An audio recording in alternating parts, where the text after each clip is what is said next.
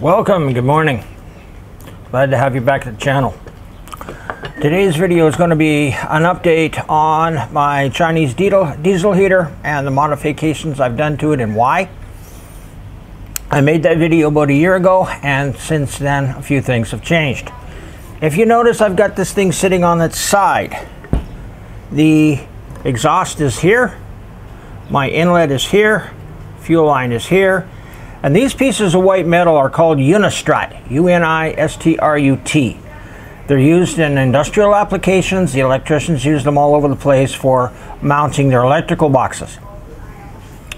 If you haven't got a pencil and paper, go and get a pencil and paper and pause the video, go get what you need. I'll wait a few minutes and then I'll continue. So go get your pencil and paper. We've got a lot of information to give you. So with that, I'll pause my video. Okay, hopefully you're back. And you see, even I make notes. Today's video is a result of a video I was watching myself, and the provider is Just Harry Johnson. I really hope that you will go and you will watch his video. I believe in giving credit where credit is due, and Just Harry Johnson is the entire reason that this video is being made. And I'm going to share a little more information on the diesel heater and what I've done to it as a result of his video. When you get your diesel heater, you get your heater, you don't get the black metal bracket that you see here. You don't get the Unistrut. These are 10 millimeter 7-inch bolts that I have holding this together. This is about 5 inches across. Do your own conversion to metric. The Unistrut has these bolt clips. This one here is starting to walk out, and these are obviously 10 millimeter for the bolts. And what you do is you screw the bolts into this piece of lead, which is threaded. The lead has 2 grooves which grabs the metal on the metal hooks in the sides here, and that's what pulls this in. So even though this looks like it's coming halfway out, it's in there, and it's in there fairly tightly. But what I'm going to do is I'm going to reach around and grab the muffler that comes with the kit. This is extra. This is a piece of 3/4 inch copper. I was going to extend my muffler down through the bottom of the vehicle, but I've switched vehicles again.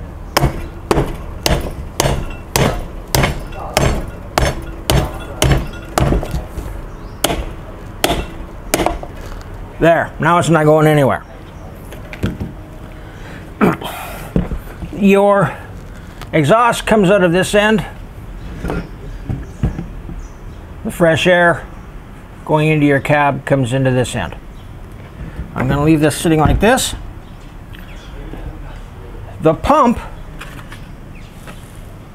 comes with this little rubber bracket, and there's the connector for the pump.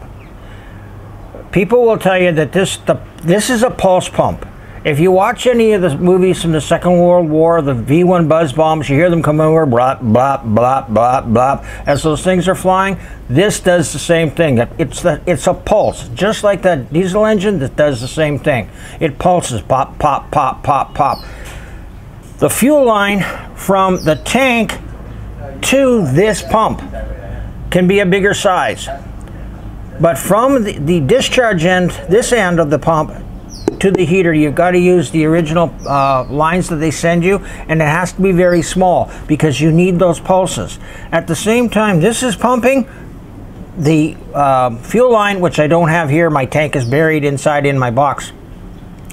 It's going to be doing this too, right? And if you don't have your pipe insulated, your fuel line pipe, it's going to be banging up against the side of the frame or a wall, and it's going to be sitting here. This is what you're going to hear all night.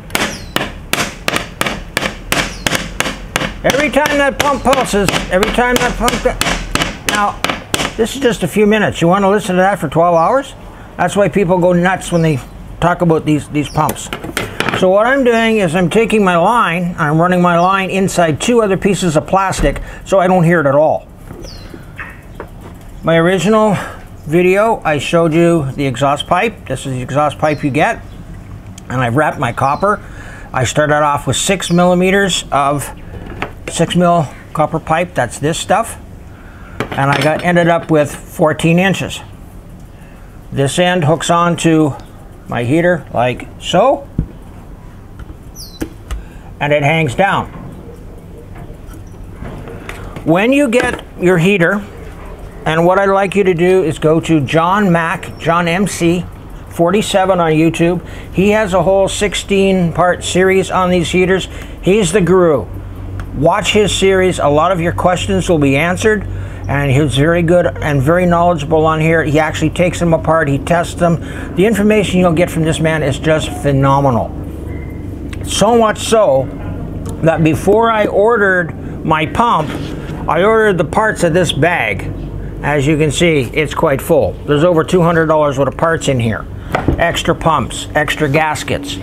As a mechanic, I had a 12 millimeter wrench, so I took the sides down like he said to do. I've had to do this underground in the mine too, so I could take in and out the coil, the igniter coil for the diesel heater.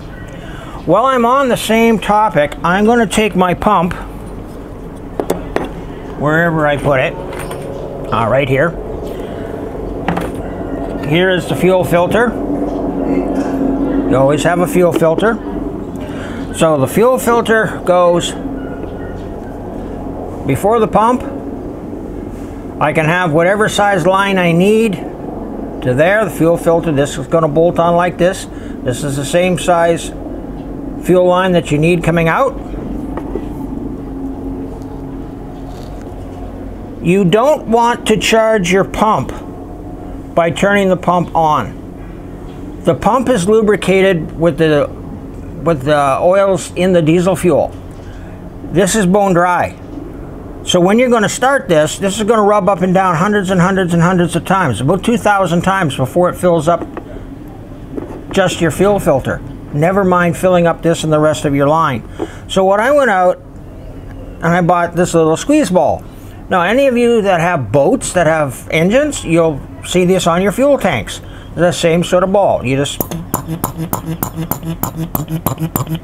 right, pump it up like that. Once I've got fuel into my fuel filter's full, I'll give it a few extra shots.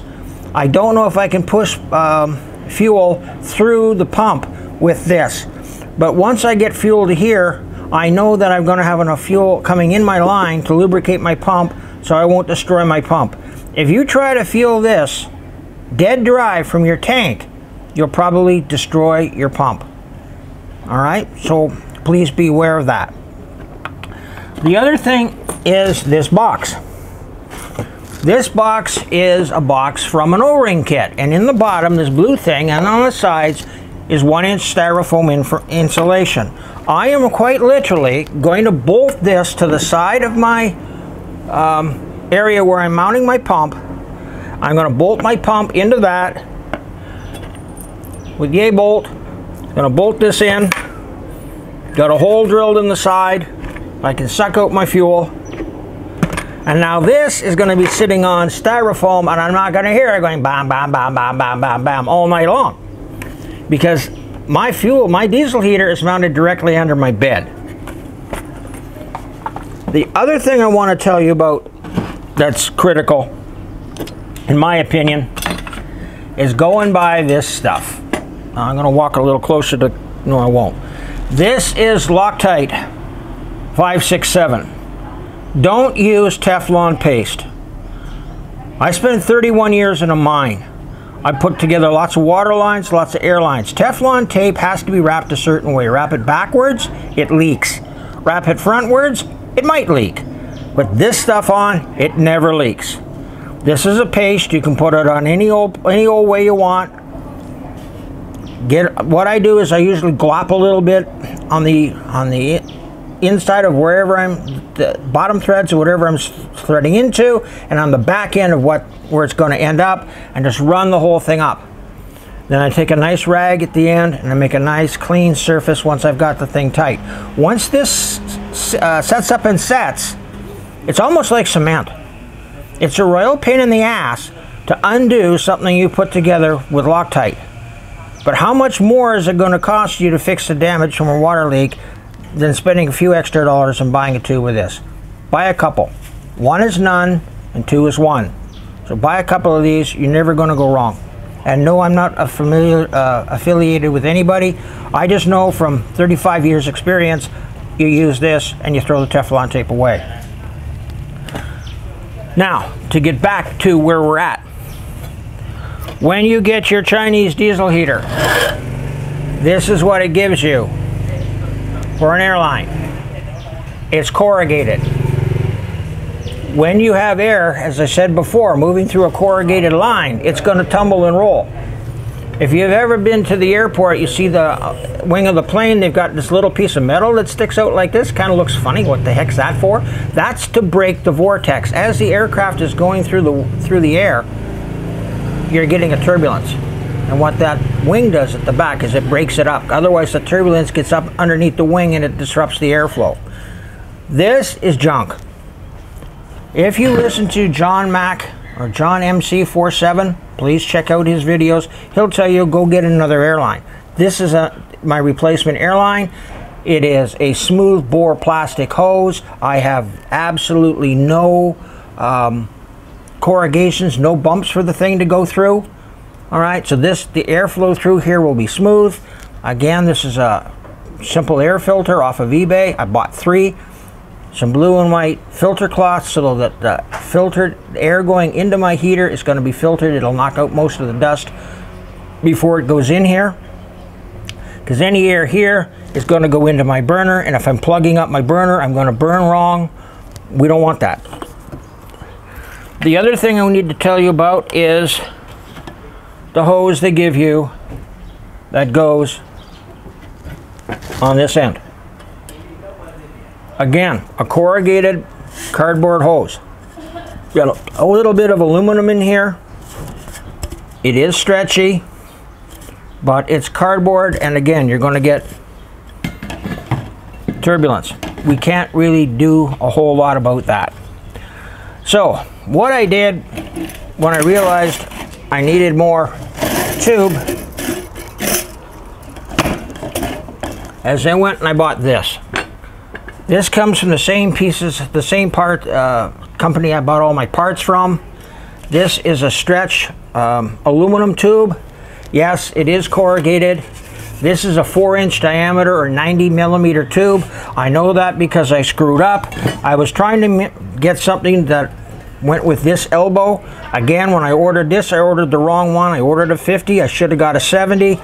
This should have been 70. It's 90, which means, pardon me, this one's the 70, which means it doesn't fit. I have a habit of ordering the wrong parts from this guy, but that turned out to be a godsend, and I'm going to get into that in a minute. The white that you see here taped on here, just so I don't lose this extra piece, what you're looking at is you're looking at the wrapping that was on the diesel heater exhaust. I bought 2 extra pieces, about like 6 meters of this stuff. You can slide your exhaust hose up. This is just so I have a spare. Now, as I've said before, I screwed up. This end here with the clamp is going to go on here like so. Take off this black ring. This end here goes in here. Now we're going to get to the crux of this video. You go and you look at just Harry John's video. Please watch this video on hot water and his hot water tests. He ended up taking 25 feet of copper hose. That's 14 meters. That started out as a 14-meter roll. I've had to do it 3 times because the first couple of times it was too big to go inside this tubing. This now fits inside this tubing. Come here, pump. Go over there. This is a 2-inch diameter piece of plumbing pipe. Plastic ABC that was in a 2 to 3 coupler. I put the 3-inch down on the table, the same table I used in my video upstairs. I made this in my bedroom. 2 clamps on the end of just a piece of plywood table. It's not much different than what you see me sitting on right now. And I spun this in. I believe it's 50 coils here. Now this is going to go in here. And it fits in here just nicely. Comes out the other end. Obviously, I told you this is expandable. It will be expanded. I'm going to have to punch a couple of holes for the water. Now, the water is going to go in this end of the heat exchanger because this is the lower end. It'll be pumped through all of this coil out to this end here. From this end here, we're going to go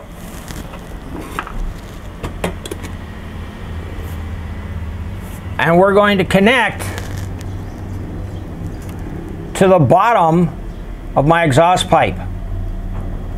The water will now come up the exhaust pipe and it'll go up the top here. From here, it's going to go someplace else. I will show you that in a minute. I forgot to bring it, so I'm going to have to shut the video off and restart it. If you haven't got your paper, go get your paper because I'm going to give you the results of Harry's test when I start back up again. Please bear with me.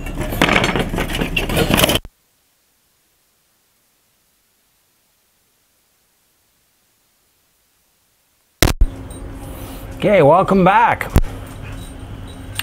Now, for those of you who live in North America, Northern Europe, maybe Australia, Japan, South Korea, areas where you have to heat your car in the wintertime, try to go and get the little heater that you have that heats the interior of your cab. I'm in Asia. The daily temperatures here are plus 30. There is no heating in, there's no ability to heat the cab.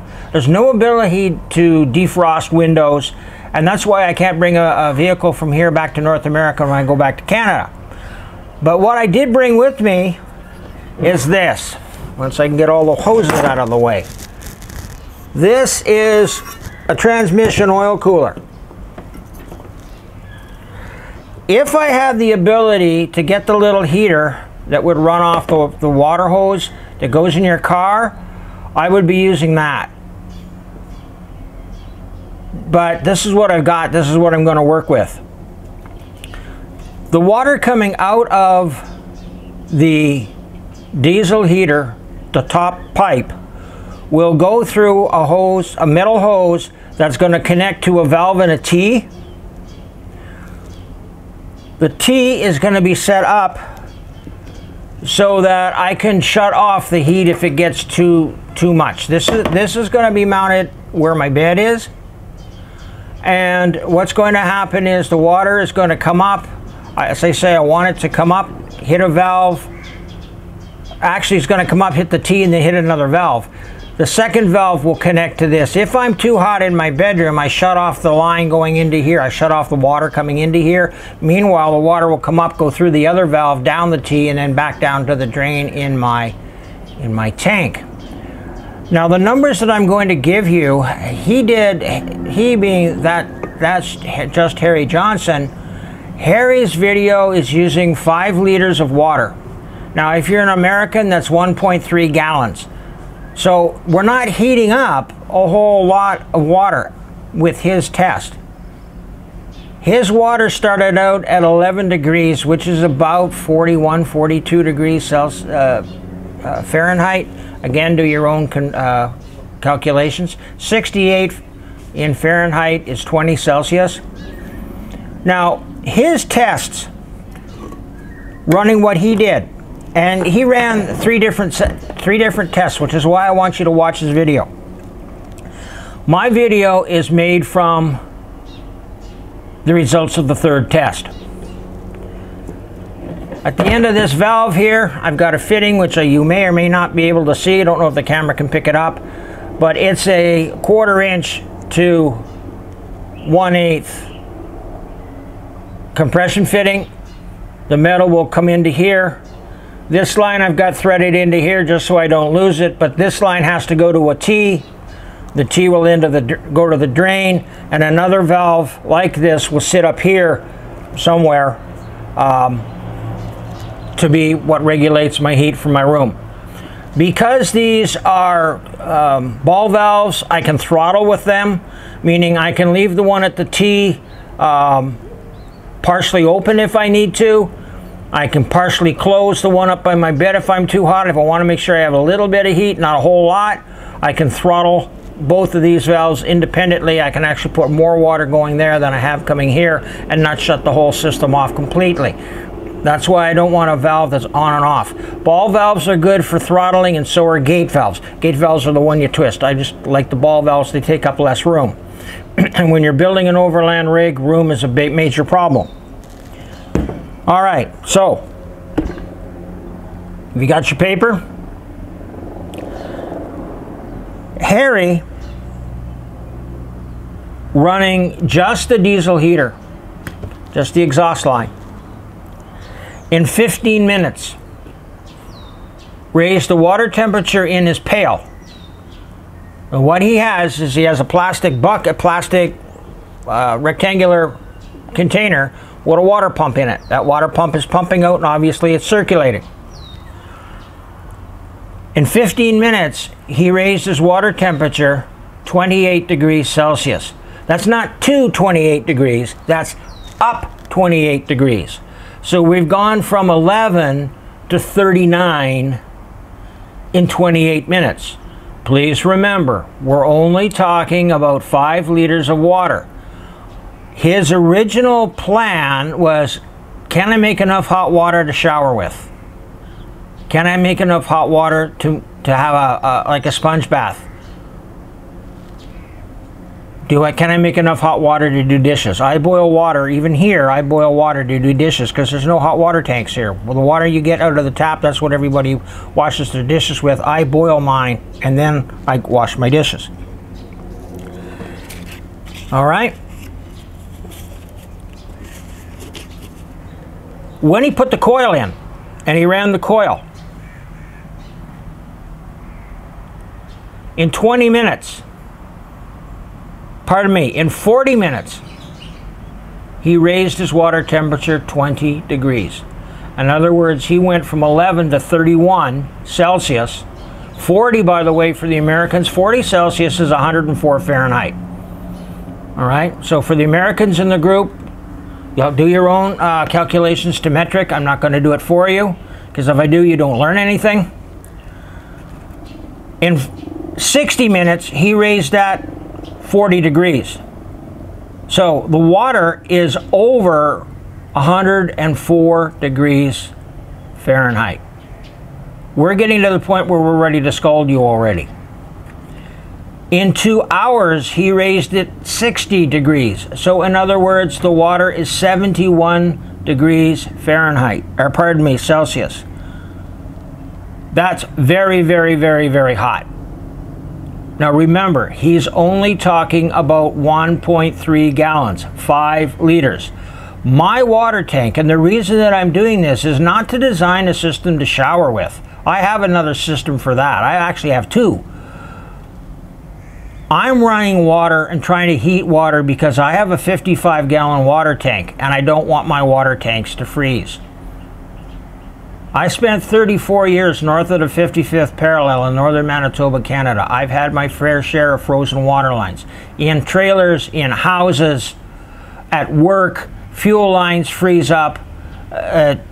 Winter is something I know a little bit about and I respect. So I need to make sure that I'm running water that's at least 40 degrees Fahrenheit. So it does 32 degrees Fahrenheit is freezing. I need to get my water 5 or 6 degrees over Fahrenheit. 5 degrees Celsius is 41. If I can get my water tank in the winter so that my main water is at 5 degrees Celsius or 41 degrees Fahrenheit, it's not going to freeze on me. Now, as you're driving along on the road, you're going to think, well, the water is sloshing around in there. You're going to remember, my tank has no baffles. All right, I'm going to have problems with both my water and my fuel sloshing around in there because there's no baffles in either tank. They're identical tanks. They're made by the same company. I'm going to be buying these things through Trionic, and they're basically just a plastic square tank. So baffles are a big problem. Now I'm having these tanks sitting end to end like so. So this one's going to be water and that one's going to be fuel, but you're still going to get everything doing this. That's another story. Watch Harry's video and see what he does. He had 25 feet. Now, I'm stuck on my lavalier cable, so hang on a minute. There we go. That's 14 meters, or for the Americans, about 45 feet of 6mm copper. I have a very, very small discharge hole. I don't know if the camera is able to pick it up, but if you can see that hole in there, that's where the water's going through. What I'm using for a pump is the same pump that you use if you have a garden feature, like a fountain. A lot of people have a fountain, want water coming out of, you know, the cherub's mouth or out of whatever, out of the frog, right? That's all I'm using.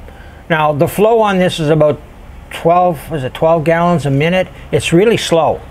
I mean, you don't get a whole lot of pressure out of that, but you're not supposed to. You're supposed to get flow, and this is what I'm doing. This pump is designed to run 24 hours a day, 7 days a week, and go 2 years without failing. I'm only going to be running this system if I'm running my diesel heater. This pump is going to be hooked up to my diesel heater, so when I turn on the heater, I automatically turn on the pump. And the mindset behind that is this: if it's cold enough in my camper to heat my camper because I'm chilly, it's cold enough to heat my water because it's chilly too. My camper is aluminum. Everything is aluminum inside there.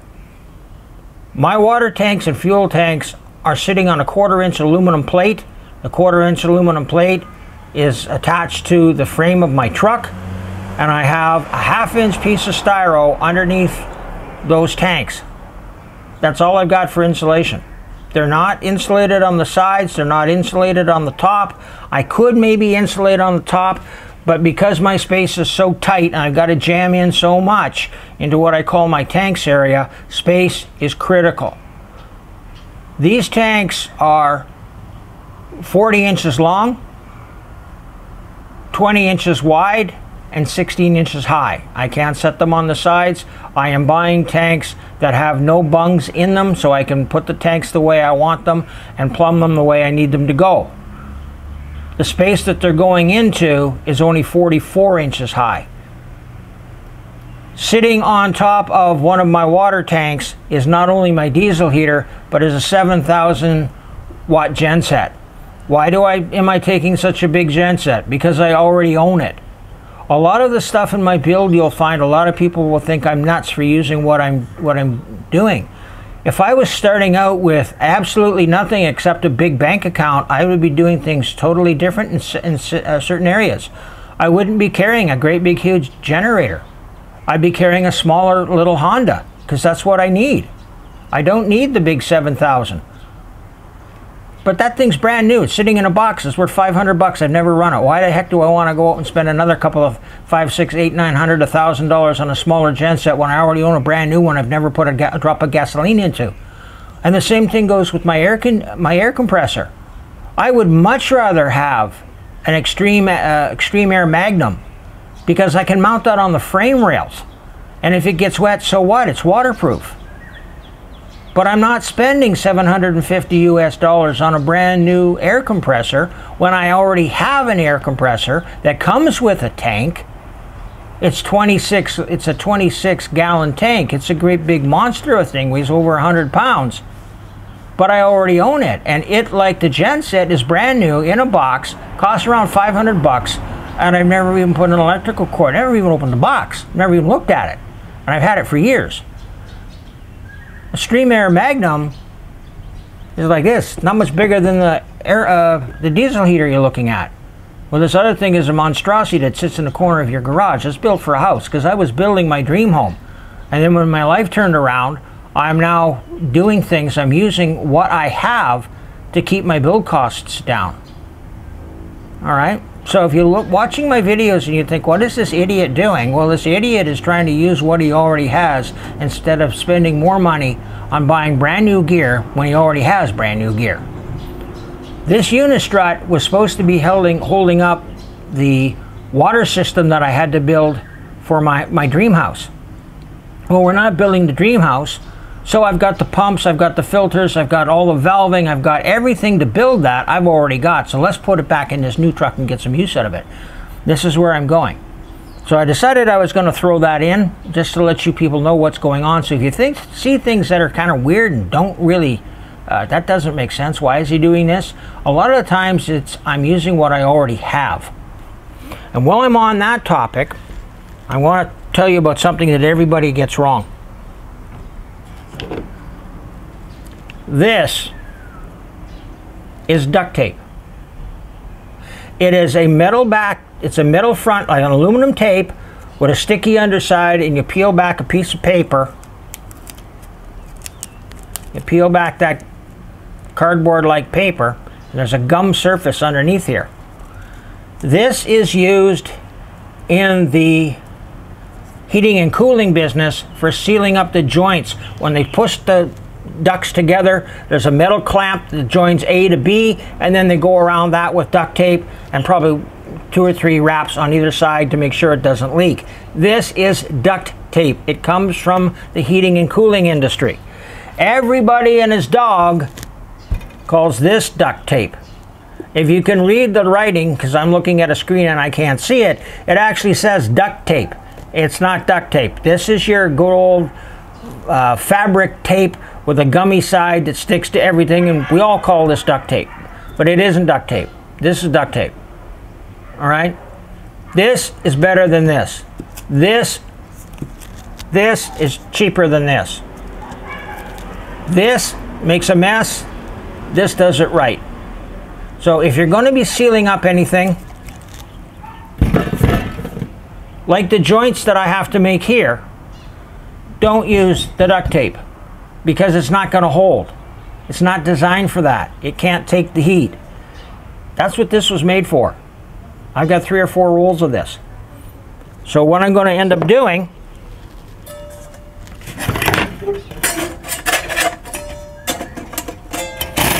all right, go the other way.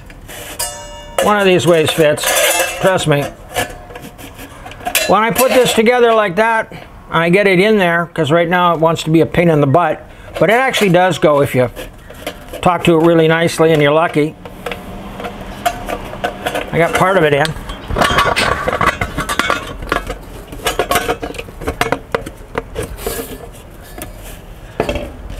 The things you do for YouTube, right?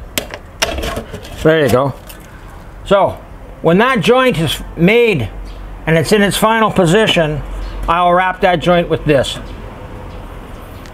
So, there's a tip for you. If you haven't got this stuff, which is actually duct tape, go to any heating supply store. You can actually get this in most of you, like Lowe's, Home Depot, Maynard's. If you guys are in the States, they'll sell this. But buy a roll of this. Right? This is the proper stuff. Use this for boxes. And with that, I'm going to try to conclude this video. Thank you for watching. There'll be some other updates a little later on. What I'm doing, if you're wondering, is I'm building my vehicle backwards. I'm deciding that I need to buy this to go in here, I need to buy that to go in here, I need this much steel, I need to buy this as a welder because I have to buy a new welder. My Lincoln only has a 15% duty cycle, which means I can run it for 15 minutes out of an hour. You're not going to get much built if you're sitting around doing this for 45 minutes waiting for the welder to cool down. So I'm buying a different welder. I've got to research that. I kind of think I know what I'm going to go with now. So I'm buying all the parts, and eventually I'll go and buy the vehicle, and then we'll go and buy the aluminum, and then we're going to build things. So my goal is to get everything done so that when I arrive in the job site, which will probably be a cutout on a logging road in British Columbia, I'll be able to set up my portable garage, I'll be able to set up my portable shelter, which is basically a 12 by 12 you eat out of, and I'll set my tent up inside there, my bed inside there, and once the ship arrives and all my boxes show up, I'm going to be able just to give her pig and go build the truck. So this is why you're not seeing a truck in the driveway. I had put in a bid on a Hilux, which I was very, very angry that I didn't get. Turned out to be one of the greatest things that ever could have happened to me, because Canadian government would not allow it into the country because, I said earlier, where I live, there's no heaters. You cannot go and install a heating system as an aftermarket or an afterthought. It has to come installed as a factory item, and for that reason, and that reason alone, Canadian Border Service would shoot the truck down. So now I'm out 50 grand on buying a truck I can't use. So with that, I'm going to wrap up today's video, and I'll get back to you a little later on. Thank you for watching. Thank you for subscribing. One of my newest subscribers, I was watching his video. He did a link on, I think it was Light Force, and I've reached out to them to get a window. So if you subscribe to my channel, I'll go and look and see what you've done and see if I can learn anything from your videos. I'd like to thank all those that subscribe to my video. Once I get building and I get back to North America, I will put up a Patreon page.